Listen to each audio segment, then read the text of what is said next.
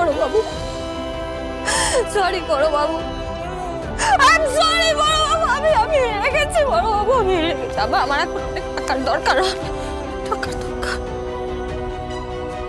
গীতা, তোর কি একটা কাজ চাই? হ্যাঁ।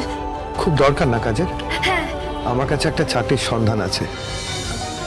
কোথায়? একটা ল ফার্মে। কি বলছেন?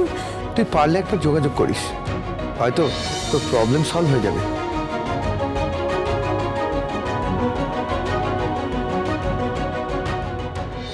এই দেখ। Law firm? হ্যাঁ।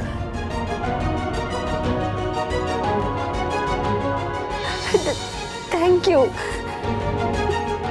সৈকত দত্ত, এই দুর্দিনে আমার পাশে দাঁড়ানোর জন্য থ্যাংক ইউ। ঠিক আছে, ওকে।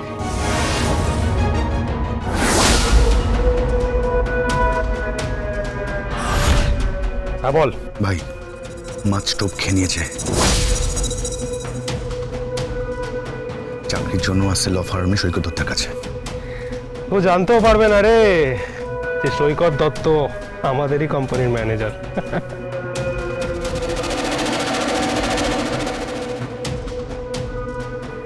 আজকে খেলা জমে যাবে। অ্যাডভোকেট গীতা LLB, তুই তো আজকে শেষ।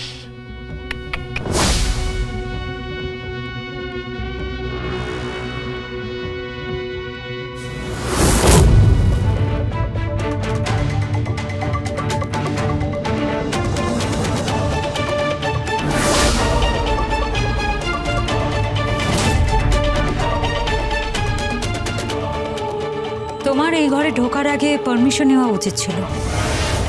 পারমিশন মানে? আমি আমার ঘরে ঢুকেছি আর তুমি আমার স্ত্রী, তা তোমার পারমিশন নেওয়ার কি দরকার? থাক, স্ত্রী বলে আর নাটক করো না। অগ্নিজিৎ মুখার্জির সাথে তুমি আমাকে ইউজ করেছো, জাস্ট ইউজ করেছো। So don't call me your wife. তোমাকে আমি ছেড়ে দেব, ডিভোর্স দিয়ে দেব, আর তার বিনিময়ে আমি এই মুখার্জি বাড়িকে শেষ করে দিয়ে যাব, রিক্ত করে দিয়ে যাব, পেনিলেস করে দিয়ে যাব। এই আমি তোমাকে বলে রাখলাম।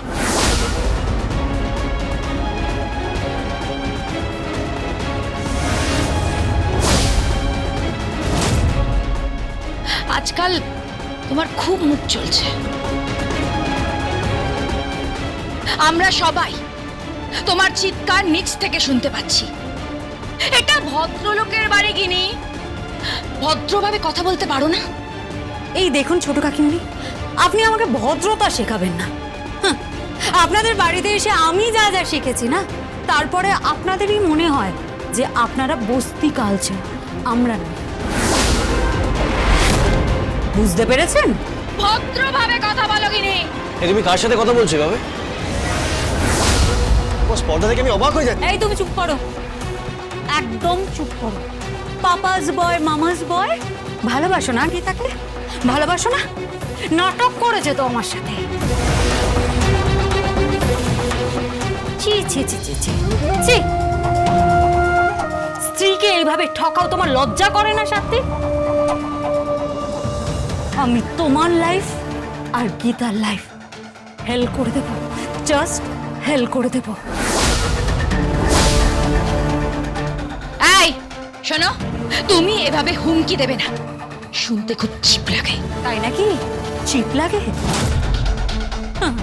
আমার কথা শুনতে চিপ লাগে? আমার বোনকে এই বাড়িতে বউ হিসেবে রাখা যায় না, তাহলে আমার বোনকে এই বাড়িতে বউ হিসেবে কেন এনেছিলেন? হ্যাঁ, উত্তর দিন, কেন এনেছিলেন? কি ভেবেছেন আপনারা? কি ভেবেছেন? হ্যাঁ, তাকে বউ করে আনা হয়েছে, কিন্তু তোমাকে বউ করে আনা হয়নি। তুমি জাস্ট কোথা থেকে একটা উড়ে এসে জুড়ে বসেছো, বুঝতে পারছো? তুমি ইচ্ছে করে প্ল্যান করে আমাকে ব্ল্যাকমেল করে বাড়িতে ঢুকেছো একটা মিথ্যের আশ্রয় নিয়ে। থাক, আর পুরনো কাসুন্দি ঘেটে লাভ নেই, পুরনো কাসুন্দি ঘেটে লাভ নেই মিস্টার সাত্বিক মুখার্জি।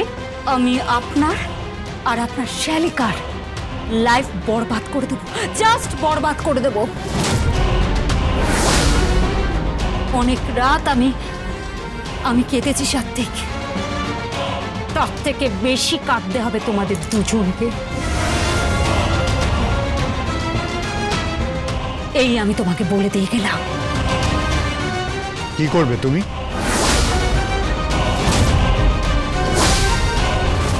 তোমার ক্ষমতা কতটুকু? ওই অ্যাডভোকেট গাঙ্গুলি, সেও তো অসুস্থ, চিকিৎসা করাতে পারছে না, খেতে পারছে না।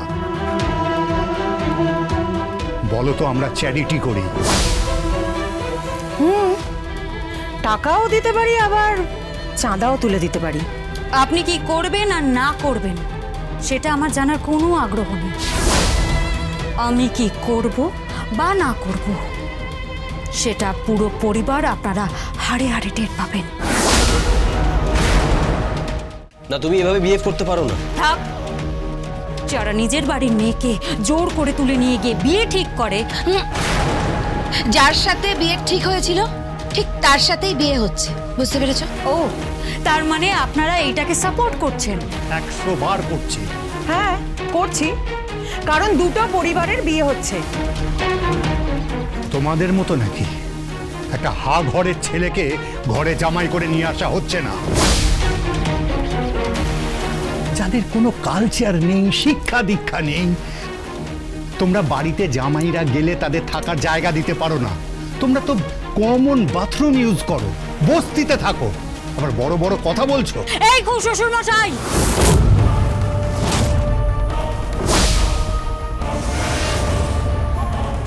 মুখ সামলে কথা বলুন, ঠিক করে কথা বলুন। হ্যাঁ, তুমি আমার সঙ্গে উঁচু গলায় কথা বলছো? আপনি কি ভেবেছিলেন? হ্যাঁ, কি ভেবেছিলেন আপনি? উঁচু গলায় না কথা বলে আপনার সামনে আমি মাথা নিচু করে ঘোমটা মাথায় দিয়ে কথা বলবো? না না, মেজ খুড় শ্বশুর মহাশয়, না, সেই জামানা আর নেই, সেই সময় না চলে গেছে। আপনারা সবাই, পুরো পরিবার আমার সাথে যা করেছেন না, পুরো পরিবারের চোখে যদি আমি সর্ষে ফুল না দেখাতে পারি তাহলে আমার নামও গিনি নয়। আরে বাপ রে বাপ, বড় বৌদি যেভাবে চিৎকার করছো, এরপর তো এই বাড়িতে কাক ছিল বসবে না। তোমার বাড়ি বস্তি কালচার হতে পারে, কিন্তু এই বাড়িটাকে বস্তি বানাচ্ছ কেন? সেটুকু সেন্স ওর আছে নাকি?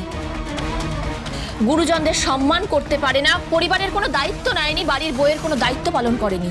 বাজে কথা কম বলো। আমি বাড়ির বইয়ের প্রত্যেকটা কর্তব্য করেছি। হেসেল থেকে শুরু করে বর সামলানো সব কিছু করেছি,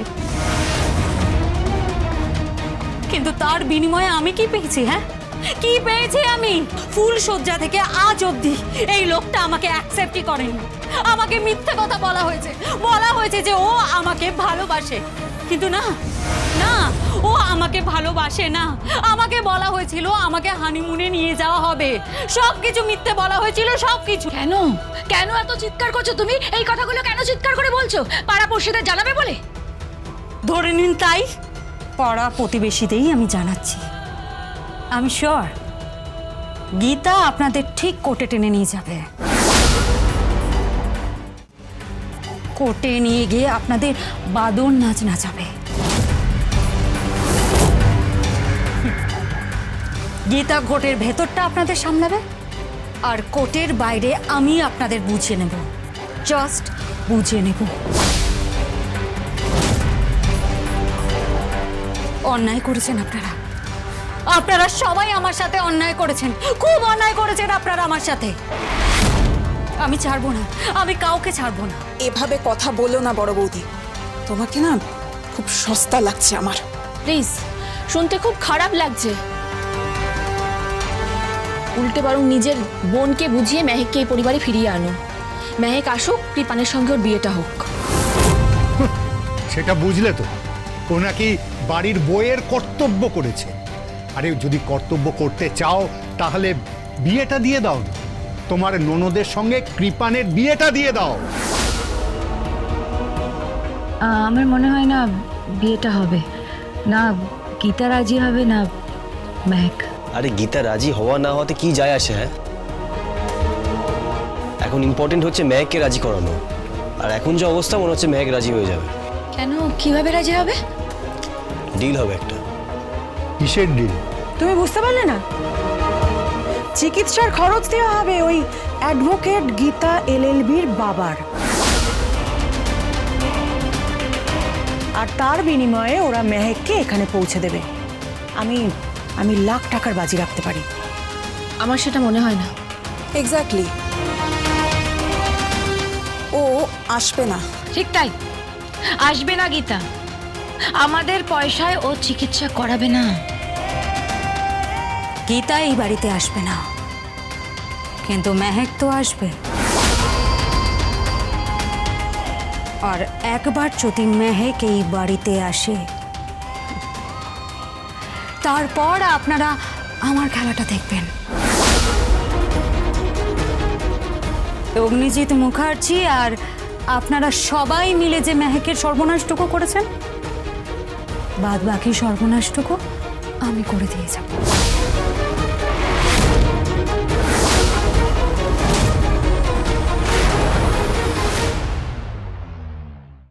সৈকত দত্ত, ওনার সাথে একটু দেখা করব। আপনার তো তেমন কোনো এক্সপিরিয়েন্স নেই। না, অতটা নেই, কিন্তু আমি কাজ করতে পারবো। আমাদের বসের সাথে আপনাকে কথা বলিয়ে দিচ্ছি।